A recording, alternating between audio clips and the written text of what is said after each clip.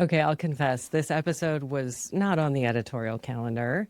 Not only because I don't really have an editorial calendar, at least not in the rigid, scheduled within an inch of its life sense of the word, but more because I'm the kind of person who runs on vibes. If an episode feels right for the moment, I will go for it. If it doesn't, I might not.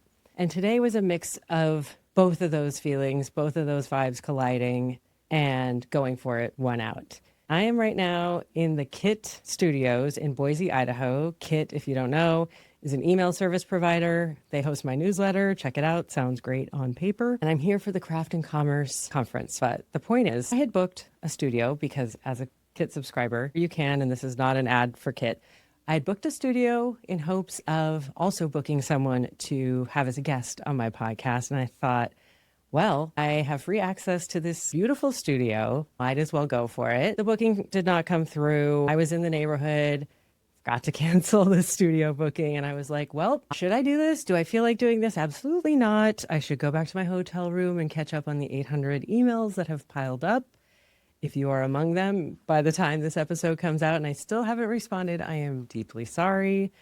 The other vibe was, wait a second, who is your podcast for? What might they get out of this? And that is the question everyone needs to ask with their podcast. And it is at the core of this podcast and every podcast. I help people like you, maybe entrepreneurs who are not sure how to do it, not sure whether it's worth it. The first thing we do is start with who. And you, if you are someone who has a podcast, wants to maybe have a podcast, feels overwhelmed, feels like it won't do anything for anyone, stick with me because this is for you.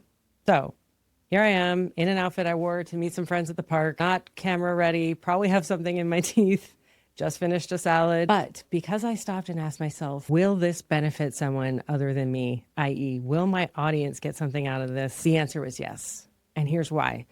The whole point of my podcast, Talking the Talk, is because I am walking the walk in addition to talking the talk. One of the things that I talk the talk about is just go for it. Don't wait for confidence to just show up one day. Don't wait for the right microphone to arrive or for someone to tell you what the right microphone is. Side note, everybody always asks me, if you want to know, I have some opinions. You can email me, Courtney@soundsgreatstrategy.com. I will send you the Sounds Great recommended equipment list, okay? Moving on. You need to go for it, and you means me too. So you may know I espouse audio. Audio has been the through line of my life. I started as a music journalist while I was still in undergrad at University of Washington. Then I found audio journalism through MTV Radio, where those two worlds collided. And so I've been doing storytelling through audio for all my life, and so I have a very deep and abiding love for it. However, I know that video is a thing. Here I am right now. And so I am learning so that you can learn vicariously through me. Well, I started my podcast as audio only, and I encourage others to do so that they aren't also overwhelmed by things like, is my lighting right? Is there something in my teeth? And instead can focus on delivering a message, a story, a benefit to their audience. I have gotten to that point. I launched my podcast a couple of months ago, maybe more like 4 at this point. And I started with audio, then I did virtual video, did some video for discovery on the various social channels to experiment because it is the way in which a lot of people find podcasts. And you should tiptoe into video podcast content that way yourself, even if you're not ready to do the full episode. I digress slightly. But the point is, I have done video. I've put out a couple of full-length video episodes, and lo and behold, I have access to this beautiful studio that I don't feel ready for. But how am I going to get ready? How am I going to magically become ready if I don't go for it, if I don't just try once?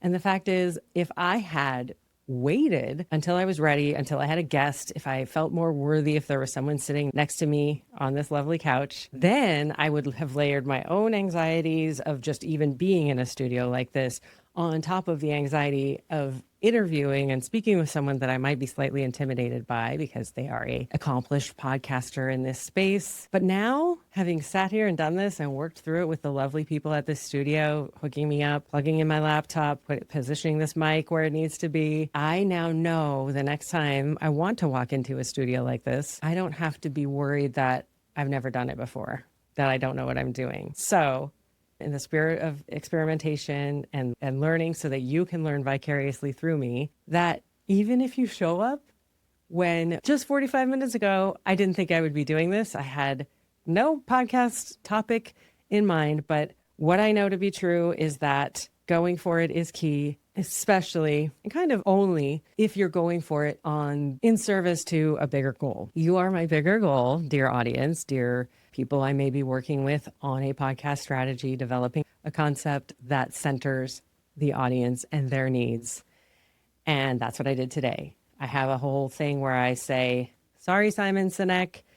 Yes, start with why, but also actually start with who. You, the who in this story, are the reason I am here, not feeling ready, but telling you I went for it. And who knows, like, does this look good? Maybe. But I have found that there are people around you to support you.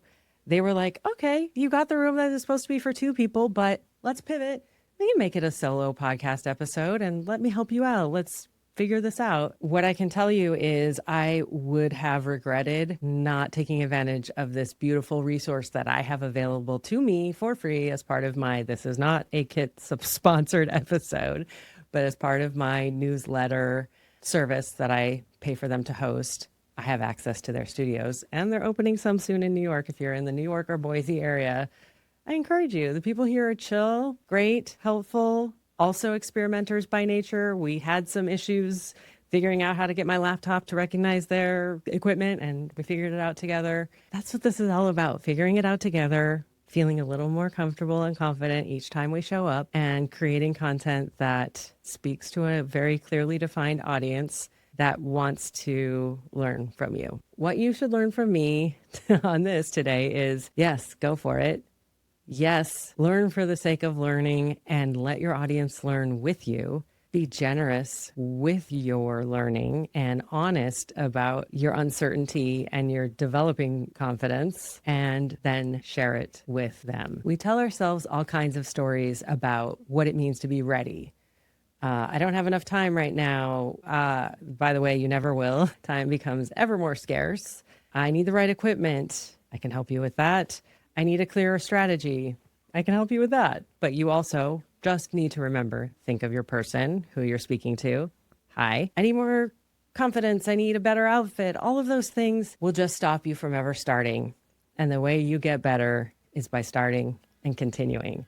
So if you take nothing else away from this episode spontaneously happening before I even knew it was going to happen, it's lead with curiosity, lead with your audience that you're serving, and just go for it. This is Talking the Talk, a podcast about podcasting. Hi, I'm Courtney Reimer. Thank you for listening. Thank you for experimenting. Thank you for creating. Thank you for going for it. And I'll talk to you next time.